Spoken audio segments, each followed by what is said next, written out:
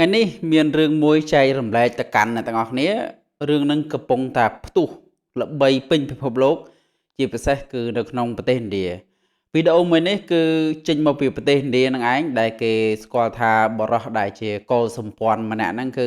បើសិនជាយើងនិយាយទៅវាតកតងទៅនឹងចំណេះដឹងនឹងឯងបើសិនជាគាត់មានចំណេះដឹងទទួលបានមានន័យថាទទួលព័ត៌មានពីខាងក្រៅបានគ្រប់គ្រាន់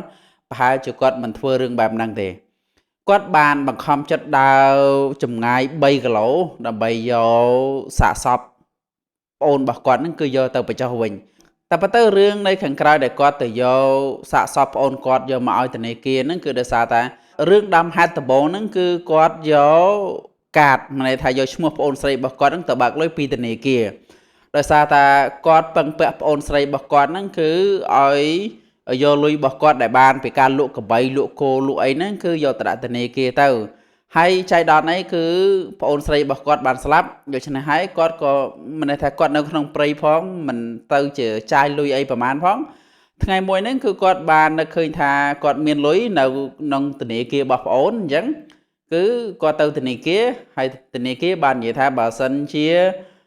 ចង់បានលុយហ្នឹងតើតាអ៊ំហ្នឹងទៅផ្ទះហើយទៅធ្វើសម្បត្តិទទួលមរណភាពមកហើយប៉ុណ្ណឹងទៅគឺគេរៀបចំឯកសារហ្នឹងឲ្យហើយប៉ុន្តែគាត់អត់យល់ថាអីគេសម្បត្តិមរណភាពហ្នឹងហើយគាត់ថាគឺអ្នកស្លាប់ន័យថាយកអ្នកស្លាប់មកគឺអាចបើកលុយបានហើយបន្តមកទៀតគាត់ក៏ទៅស្រុកហើយគាត់ទៅកាយសពរ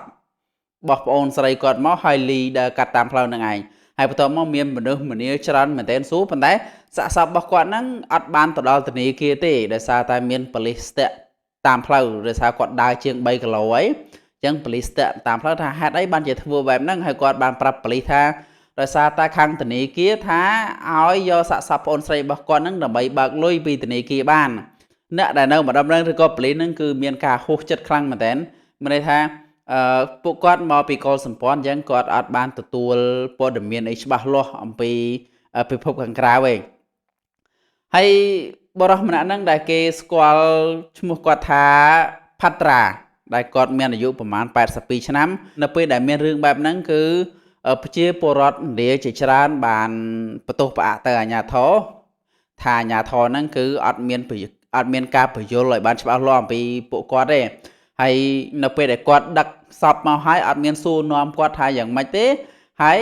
យនៅពេលដែលប្រាប់ហើយអត់មានយកឡានយកអីដឹកសពរបស់ប្អូនស្រីរបស់គាត់ហ្នឹងយកទៅកន្លែងដើមវិញទេ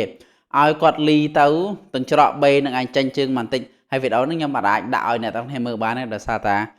ខ្លាច YouTube ចាប់អញ្ចឹងខ្ញុំអាចដាក់ឲ្យអ្នកទាំងគ្នាមើលបានទេអញ្ចឹងរឿងរ៉ាវរបស់គាត់នេះគឺវាតកតងទៅនឹងចំណេះដឹងនឹងឯងបើសិនជាគាត់ទទួលបានចំណេះដឹងគ្រប់គ្រាន់គាត់ទទួលបានព័ត៌មានពីខាងក្រៅគ្រប់គ្រាន់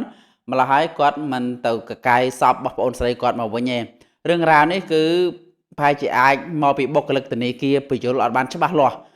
ហើយបុគ្គលិកធនាគារក៏មិននឹកស្មានថាមានរឿងនឹងកើតឡើងដែរបុគ្គលិកធនាគារគាត់បាននិយាយថាទៅធ្វើសម្បត្តិទទួលមរណភាពមកគឺគេនឹងបើកលុយឲ្យហើយពីពួកមានន័យថា account លុយហ្នឹងគឺឈ្មោះប្អូនស្រីរបស់គាត់ហើយធនាគារហើយបុគ្គលិកធ្វើការនៅធនាគារហ្នឹងគាត់បាននិយាយថា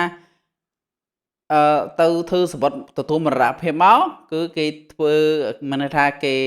សិក្សាមើលទៅថាប្រកាសជាឈ្មោះនឹងមែនអីមែនហើយដល់ពេលទៅក៏បរិះម្នាក់ហ្នឹងដែលមានអាយុ82ឆ្នាំហ្នឹងគាត់បានសួរថាกระดาษទទួលមរណភាពហ្នឹងกระดาษអីគេមានន័យថា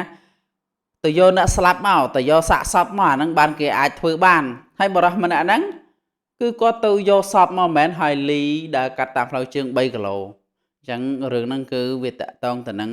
ចំណេះដឹងនិងការទទួលព័ត៌មានខាងក្រៅដែលគាត់អត់ដឹងថាសម្បត្តិទទួលមរណភាពនឹងអីគេទេនេះខ្ញុំដកស្រង់ចេញពីព័ត៌មានរបស់ឥណ្ឌាផ្ទាល់តែម្ដងអ្នកទាំងអាចចូលទៅមើលព័ត៌មាននឹងបានថាខេឡូកុំឲ្យខ្ញុំចេះតែថាតាមពិតទៅអ្នកទាំងគ្នាក៏អស់មើលព័ត៌មាននឹងដែរប៉ុន្តែប្រហែលជាមិនសូវចាប់អារម្មណ៍អញ្ចឹងខ្ញុំមកសម្រាយឲ្យអ្នកទាំងគ្នាយល់ថារឿងរ៉ាវរបស់គាត់នឹងគឺអញ្ចឹងឯងអញ្ចឹងវីដេអូហ្នឹងមានតែប៉ុណ្្នឹងទេអ្នកទាំងគ្នាកុំភ្លេចទៅជួយ like share និង subscribe មកមួយផងអរគុណច្រើនចាំជួបខ្ញុំវីដេអូក្រោយទៀតបាយបាយ